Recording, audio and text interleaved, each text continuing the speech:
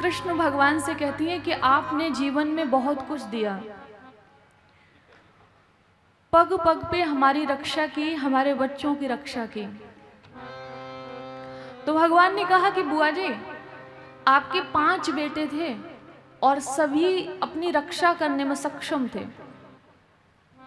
कोई गदाधारी था तो कोई धनुर्धारी, किसी को धनुष विद्या का बहुत अच्छा ज्ञान था तो किसी को गदा चलाने का।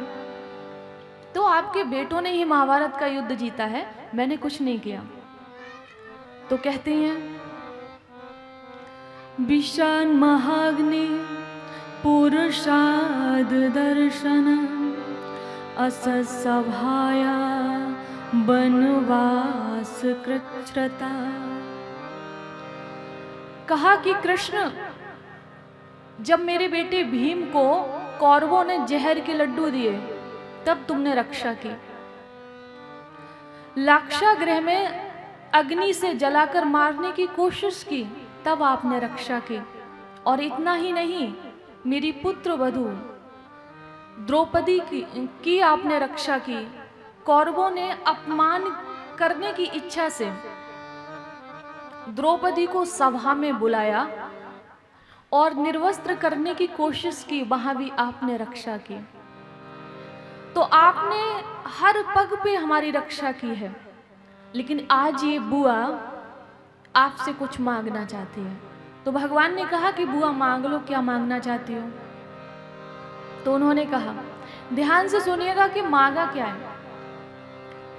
विपदा संत न सस्वत तत्र तत्र जगद्गुरु भवतो दर्शनम यस्या पुनर्भव दर्शनम।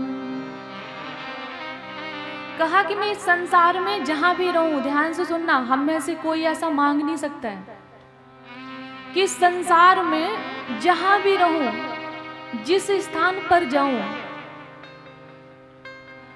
जहां जहां मैं कदम रखूं, मेरे पग पग पर मुसीबतें आए। मतलब भगवान से दुख मांगा। हम लोग मंदिर जाते हैं तो भगवान से क्या मांगते हैं? कोई भगवान से दुख मांगता है? सुख संपत्ति घर आवे, कष्ट मिटे तन का, यही मांगते हैं। सुख संपत्ति घर आवे, कष्ट मिटे तन का। सुख आए, संपत्ति आए, और अगर कहीं घुटनों में दर्द है तो वो भी बंद हो जाए, ये भगवान से मांगते हैं।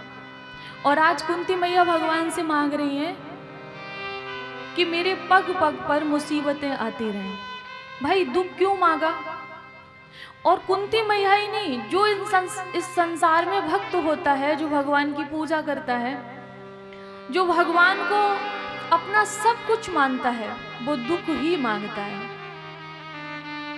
अब आप लोगों को एक उदाहरण से समझा रहे हैं, और वो भी अपने पास से नहीं।